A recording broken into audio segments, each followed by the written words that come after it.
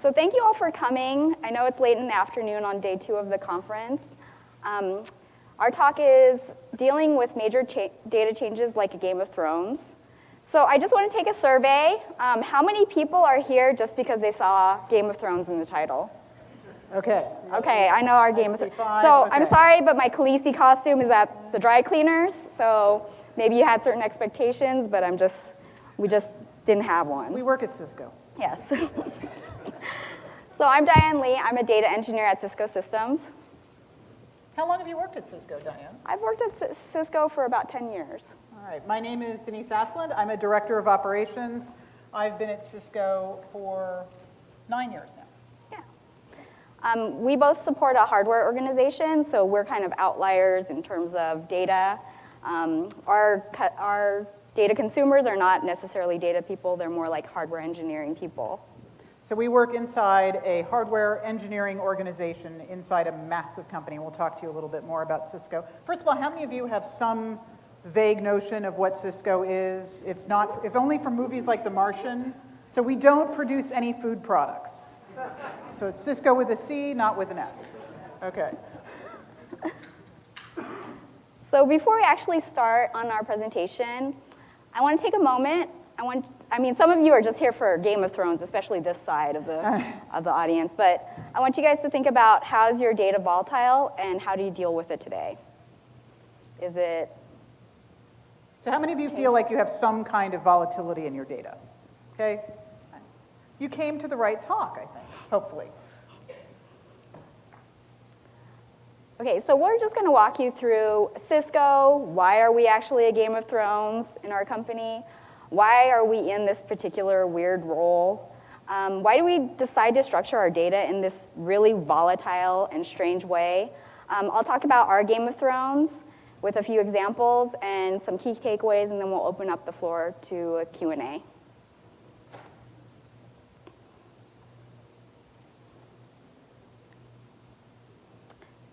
So Cisco is a very large company, as some of you probably already know. We're number 24 on the Fortune 500 list. You've probably used our products in some way, whether it's a phone or a telepresence unit. We fuel the internet. The internet wouldn't be around without Cisco. But what's really relevant for you is our company is like a Game of Thrones. Because we have 75,000 people, we have a ton of leaders, all of them making different decisions, all of them deciding different things for their organizations, and it's constantly changing. It's never stable.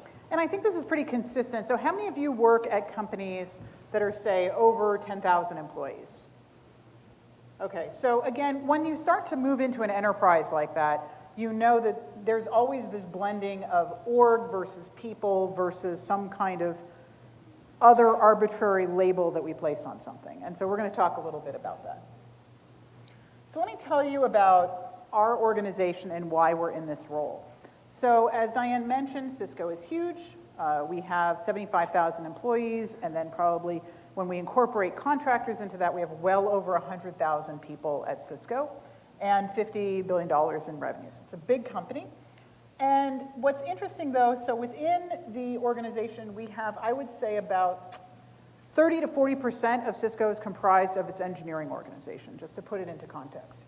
And the hardware engineering organization that Diane and I are a part of, we represent the foundational core technology at Cisco. So the traditional routers and switches, the networking gear that was the basis of Cisco's formation, that in many ways is fueling the next chapter of Cisco. So we still innovate within our products, but our products are heavily commoditized within our part of the business.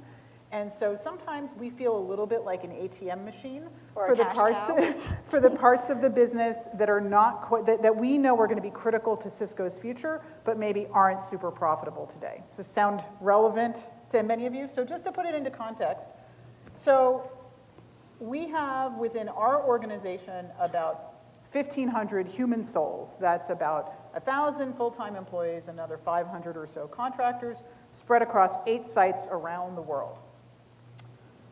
Our budget is about $500 million a year, so a healthy amount of money.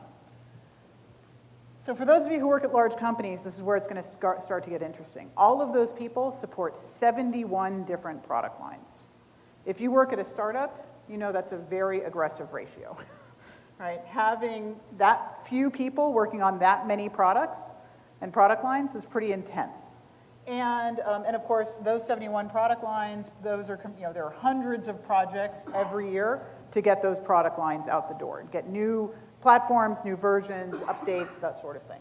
So what's interesting, and this is very, very common, I've worked almost exclusively at large companies, and this often happens with the core foundational part of the business, is that what's happened is that this part of the business has been pushed to get more and more efficient over time. So it used to be that you would have one product line, one set of department codes, very easy to track the money. Now, of course, we have all these people, all these product lines. Obviously, we can't have 71 departments for 1,500 people, let alone for each country, right? So we are, in terms of our financial structure within the business, we are organized in a very streamlined way. We have as few departments as possible, and so what we need to do is find a way, when we have an earnings call, to be able to explain what portion of our expenses is tied to which portion of the business. We call that portfolio. And of course, it's used not only to capture how much are we spending on our Catalyst switches versus our ASR 9K routers, but then also, moving forward, what kind of decisions do we need to make? Which of these businesses are more profitable than the other? And what pivots, what adjustments do we need to make next year to make sure that we're still running the business in a logical way? And all of this is, of course, based off of our data set. And our data set is basically, what are our people doing? What are they working on? Not very sexy. So, of course, when we have new leaders, they make new decisions. And I'll walk you through like a very simple example and perhaps a more complicated example. So why do we decide to structure our data in this crazy way? So I'll give you a Game of Thrones example, right?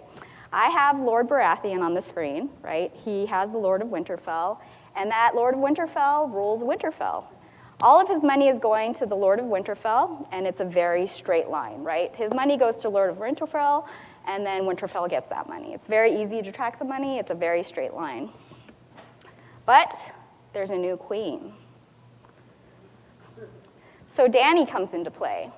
And with her, she has 3 additional kingdoms, right? And she's decided to make Jon Snow, Tyrion, and Grey Worm her lords of each of her kingdoms. This is still a fairly simple structure. You know, maybe she's got 3 lords, she's got 3 kingdoms. It's all pretty simple, right? She knows where her money is going, once again. But to complicate things, she wants more control over her kingdom. So she's decided to give water to Jon Snow, food to Tyrion, and infrastructure to Grey Worm. And all of these kingdoms need all of these basic items. This is very common at Cisco. We've gone, Diane and I have worked together now we're on our third or fourth VP, SVP, right? This happens, right? New product lines come into a large org, they go out, org changes happen. And one of the things that, so I mentioned 71 product lines. Who wants to guess how many lords we have? Who thinks we have a dozen lords? 10? I'm not seeing any hands. 25? 70, 25, 71. Okay, we have 4. Right, and this is very, very common in this kind of mature product area, right? We have 4, so obviously those 4 are responsible for very large areas of the business, and it's broken up in very interesting ways. We have some areas where we have some lords who are responsible for segments of the business, so our enterprise segment versus our service provider segment. Other areas where it's based on technology, and other areas where it's a shared, so we have one person who's responsible for shared engineering, which again is spread across all of these areas. So again, it's divvied up in very interesting ways without any consistency. Right, and in terms of our Game of Thrones example, all of these kingdoms need all of these basic requirements, right? So it suddenly becomes very complicated, right? All of the lords need to work with each other. They're all in each other's kingdoms, right? In terms of tracking where Daenerys' money is going, it becomes extremely complicated. But she retains that power that she wants, right? And let's be honest. Every lord wants to know how much money the other lord is getting, right? and they want to know that they're getting a fair share of the empire's earnings, and they want to know that if they're giving money in order to get something, get more water, say, because they have a special project, they want to know they're getting a fair price, that everything's reasonable. So there's a certain amount of transparency that's needed. So to further complicate things, she's decided to break infrastructure up into roads, energy, and construction. But Grey Worm's done something to piss her off, right? She doesn't want Grey Worm in charge of all of these things she's already given him. So she's decided to give roads to Tyrion, right? This further complicates things because infrastructure is no longer defined as those three things. She had defined them as before. Tyrion has greater power. Now we have a separation. Now we have a difference in power structure, and still they all have to work together. So, and again, there are certain elements that have remained the same. We still have this concept of infrastructure, but again, now it's kind of infrastructure with a little bit of an appendage, right? And again, this is something that is very, very common in large organizations. Where, so the example that we just lived through is we used to have a shared engineering organization. It was comprised of a couple of discrete engineering functions, right? None of those engineering functions went away. They're all consistent. You're talking about things like compliance engineering and CAD libraries and these sorts of things. But at the same time, the person who was in charge of that part of that organization left, and now what happens is you have a situation where shared engineering still exists. It's still called shared engineering, but it's only comprised of about 40% of what it once was. So again, this happens all the time in big companies. How many of you have lived through this? How many of you were in one organization yesterday and today you're in a new organization, right? So in terms of Dani, what does she want? She wants power, and she wants to know where her money is going. So that is really the driving forces of our data set. We want to be able to track all of this money, where it's going, which kingdom it's going to, what are they getting, and how much are they being charged for each thing. So I'm going to talk about our Game of Thrones, and Denise and I have been through probably 3 vice president changes. And countless org changes within those 3 vice presidents. Right, and in and out, in and out. So these are the recurring themes that we see as it plays out. The first is there's a lack of understanding the data and its purpose. We might have a group that really doesn't get what their data is being used for. The second issue that we have is we have a highly skeptical audience. Maybe not all of you have this, but for those of you working with engineers, you guys know that engineers never trust anything that you put in front of them. Unless they built it themselves. Right. They are skeptical of any data that's not sourced and analyzed by themselves. And our third issue is our impact to our visualizations and dashboards. Because our data set is so rooted in our hierarchy, when our hierarchy changes, it changes our dashboards. And we want to make sure that we're still telling the right story as we go through all of these hierarchy changes. Because the reality is at an org, at a high level within for our CEO, for our executive vice president of engineering, the hierarchy still matters. That never goes away. So I'll dive into each of these issues. The first is the lack of data understanding and its purpose. So before I start, our data set is kind of unique. Our managers are actually our data entry people. So we track who's working on what project, and so we can create a financial portfolio. This is a sample leader dashboard that we have. So I'll just go quickly over this dashboard. I know. Let's pause for a moment, and I make you bet this is the sexiest dashboard that everybody's seen here at Tableau. I know, I'm just, right? you know. Absolutely, no. So I think this goes to know your audience, right? When you're dealing with engineers, the sexier a dashboard is, the less they trust it, just FYI. So this is a sample allocation chart, right? The numbers aren't right, but the sentiment is the same. If you focus in on the red line, you can see that there were 530 engineers allocated in September of 2019. And as you move forward in time, you can see that it's gradually sloping downward to 332. Because as I said at the beginning, remember, we're not just trying to capture what people are doing right now and being able to tell a story up to this moment in time. as to where the money should go, but also be able to give the leadership, both our CFO, her organization, as well as all of our business leaders, insight into where do we see things going moving forward? Which product lines are our engineers going to be working on moving forward, right? So that, again, they can start to do some analytics and paint some pictures in terms of where they want to invest and where they want to find more efficiencies. Right. So this is a story that they were telling, but this is not really the story that they wanted to tell, because they were saying, I can do everything that you've told me to do and have 200 less engineers, which is really not what they wanted to say. So our solution to this was really to become data ambassadors. And there's a few things that we did. The first thing we did was we met monthly with our leaders. This is really aggressive because we probably have 25 plus managers, and we meet with them every month to talk about their data. And a lot of times they didn't get it the first time, they didn't get it the second time, but a lot of them got it by the third time, right? Yeah, and just to highlight what Diane's saying, so part of my job has been for years now to make sure people update this data source, right? Make sure the data is accurate. We don't create the data, but it's our job to make sure the data is accurate. So I did this the way we do a lot of things at large companies. I did it by fiat, right? Either I would have my SVP or somebody that, you know, a manager or a leader that people would listen to say, hey, go in, make sure you've updated this.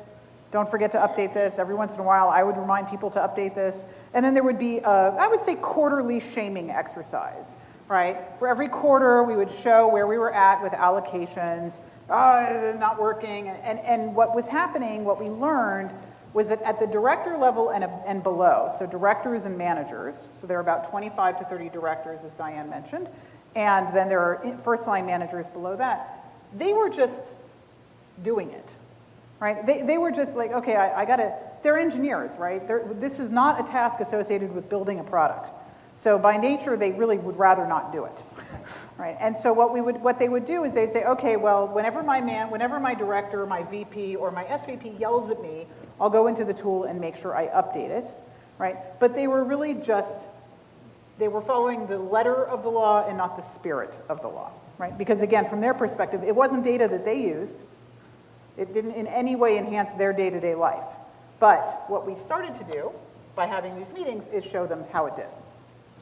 So what it did was it allowed us to have like really organic conversations with them in order to contextualize the data. Like, what is the story that you're telling with your data? Like, this is your data, this is your team. Decisions are being made based off of this data for your team.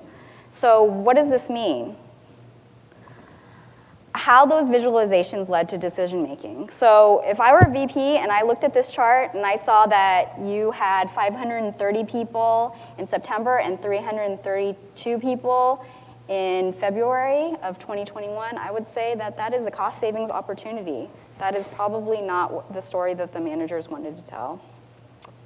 And lastly, what that ultimately did was to turn our data owners into data consumers. Suddenly they realized, hey, this data is actually being used, why it was being used, and it empowered them to tell the story they wanted to tell with the data. And what we explain to them, and what we still explain to them every month, because we do a lot of these meetings, and it feels like a lot of work for us, right? To have basically 30 individual team meetings every month. Again, sometimes the meetings last 5 minutes because the data is very clean. Sometimes we go into great detail. Sometimes we talk about strategic changes to a particular team.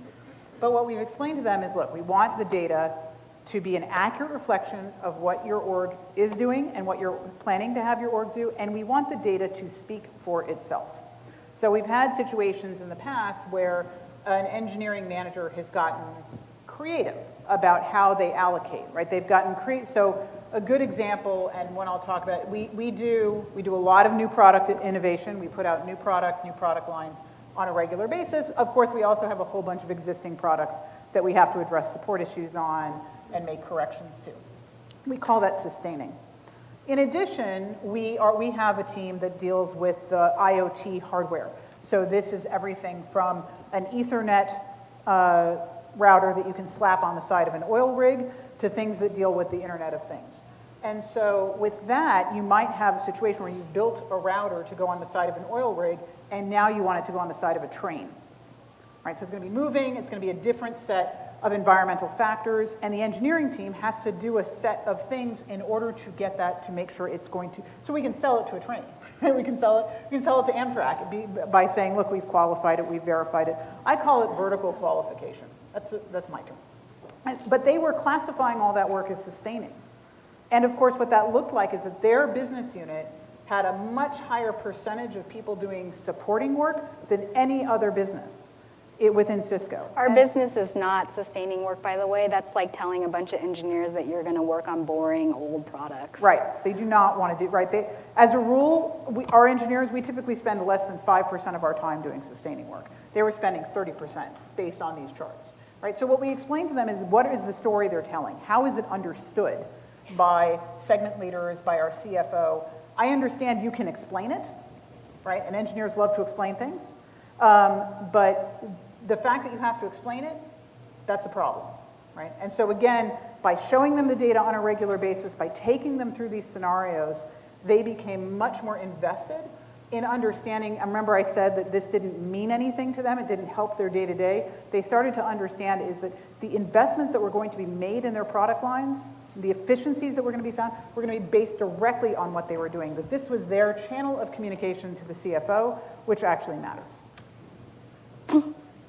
So issue 2 was we have a skeptical audience. And whenever we have a new group coming in or we have a new leader, that leader is almost always skeptical of our data.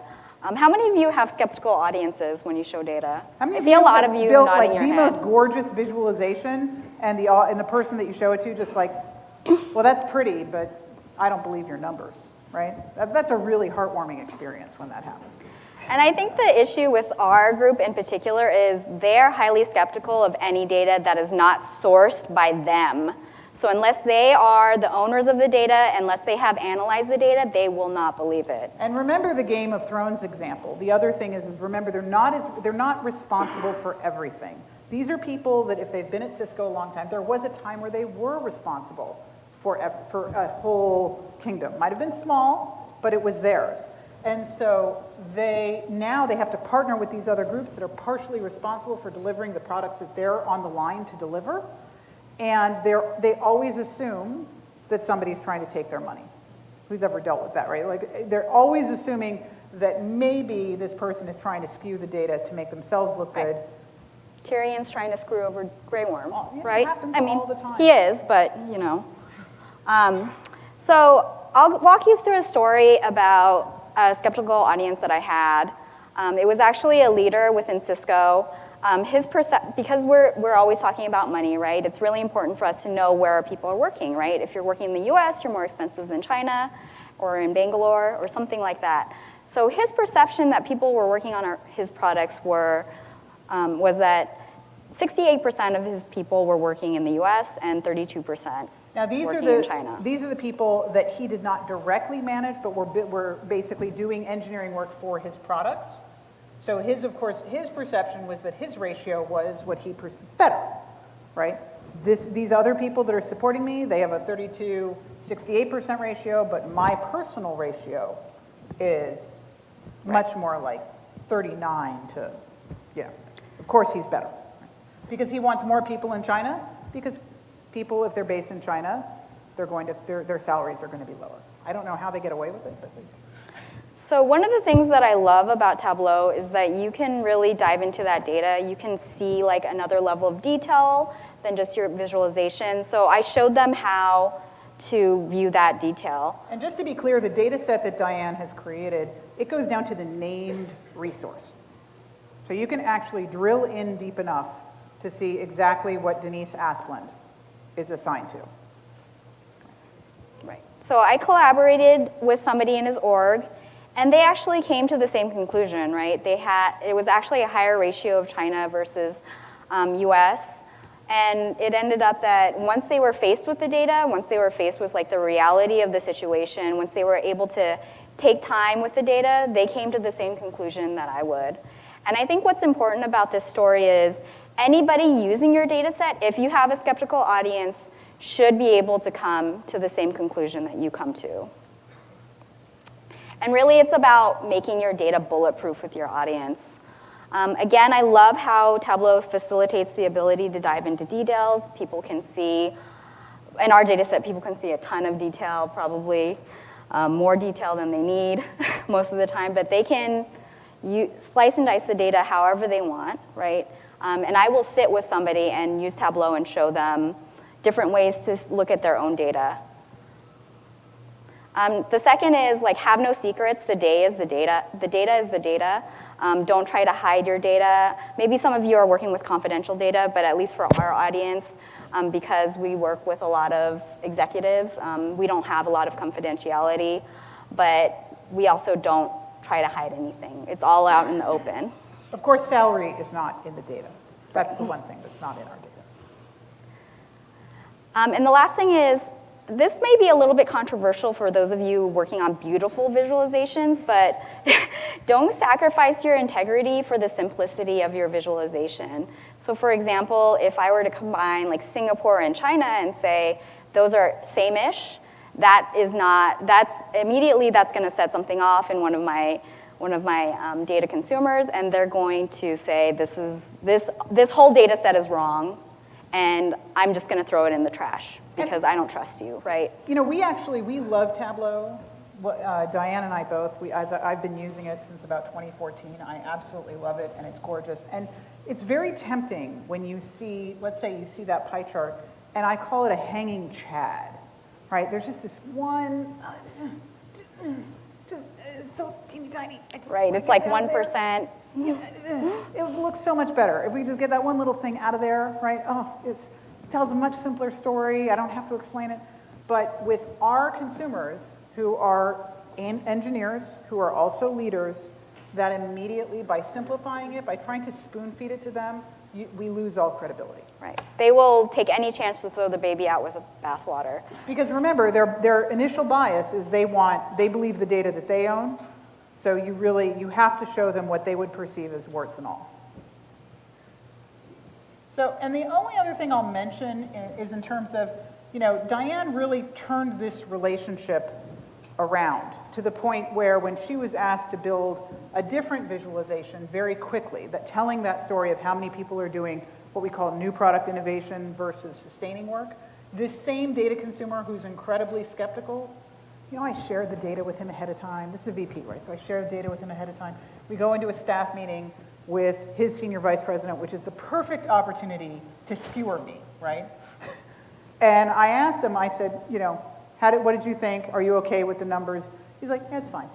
Right? Which is the most you'll get out of an engineering after leader. That, right? Like that was a good day. And so I think the reality is, in addition, what we've learned is that what Diane does now is she partners with those data consumers, those people, those constituents, and we let them suggest, well, here's how I want to simplify it. This is, again, make them owners of the data. I'd like to tell a more simple story. Let's not call it China, Singapore, Thailand. Let's do Asia Pac, right? Or we don't need to, for what we're telling, the story we're telling, we don't need to differentiate between India and China. We call those low-cost regions so we can consolidate that. Again, we give them those options, but we don't force them down their throat. We let them tell us what's needed for the audience that they're presenting to. And then there's a third issue that we constantly encounter, which is the impact to our visualizations and dashboards. This is before, we had a director who was working with us, and I built a ton of visualizations for her team. This is one of them. This is just like kind of like a infographic that I created of how many programs they were working on, how many people reported to her, and which programs they were working on. And she decided that she wanted to leave Cisco. So this was what my visualization looked like after she left Cisco. Because our data is always current and moving forward. It's always a forward-looking data set. So because she wasn't there, there was no data there. By the way, she did not take all of those people with her, just to be clear, right? She left, her organization remained, so this is problematic. Diane, what did you do? So this is probably a few hours after she left, right? After she dropped off of the database. So there's more people on here because I leveled up the hierarchy, But the reason why I was able to do this so quickly, this wasn't the only visualization I had. I had many visualizations associated with her. The reason why I was able to do this so quickly is that I tagged my volatile data. So I knew which visualizations were associated with her. All of my top titles have either a leader's name in it or the function that they support. So if something changes, I'm able to quickly pivot. The second thing I did is a very Tableau-y thing, which I used my filters and sets so I could pivot quickly. So all of that is based off of my hierarchy.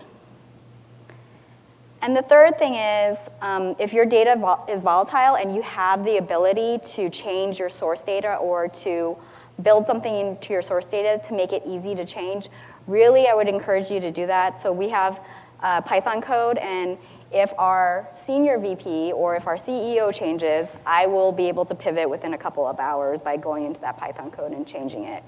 And just a few key takeaways to wrap up. I want to leave enough time for questions. The first is become a data ambassador. Meet more often than you think you need to meet with your data consumers. We meet monthly, which is pretty aggressive. If you think that you need to meet weekly, just set up the time and do it until they understand. And I think the big thing is we're no longer, in the past, we always considered ourselves data ambassadors to our data consumers. But what happened is what we really started to do is to improve the quality of our data, we decided to also become data ambassadors to the source of the data, right? So we also started to work with the people who are actually contributing, creating the data itself so that they understood how their data. So it was not just a one-way ambassadorship, right? We were an ambassador to the people who needed the data, but we also became ambassadors to the people who were creating it for us. The second thing is, if you have a skeptical audience, make sure you make your data bulletproof. For the record, it's kind of like washing your hands if you work at a restaurant. Even if you don't have a skeptical audience, make your data bulletproof. Why the heck not? Show it, don't sacrifice data integrity for the simplicity of the story. Just show it all and let them see it. The third is, you might not know who's going to be the next on the throne, but a Game of Thrones change is going to happen. Whether it's tomorrow, the next day, or next year, it's going to happen. So you need to anticipate that change in your data set and also use Tableau to build in that flexibility. So honestly, Diane, our Python code used to have a lot more of this baked into it, right? So which also makes it harder because you have to.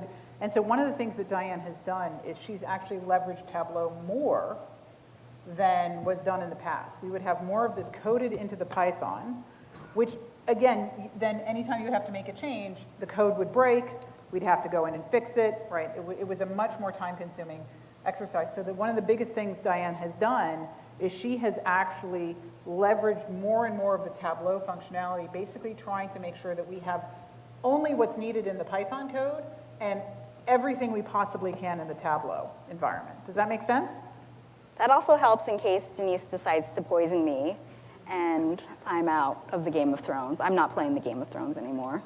But, I mean, again, people get really excited when we say Python. I was talking to one of our, I have to say one of our, because we have more than one CTO at Cisco, and I was talking to her on Friday.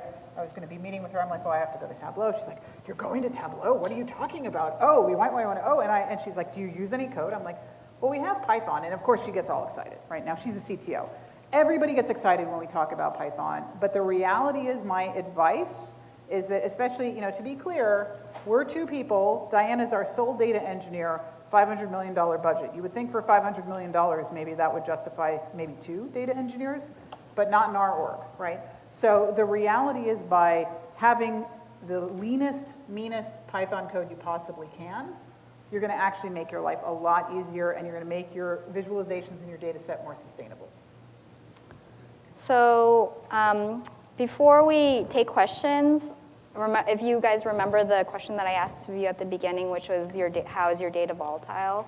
So think about your data, and can you incorporate these takeaways into your data set?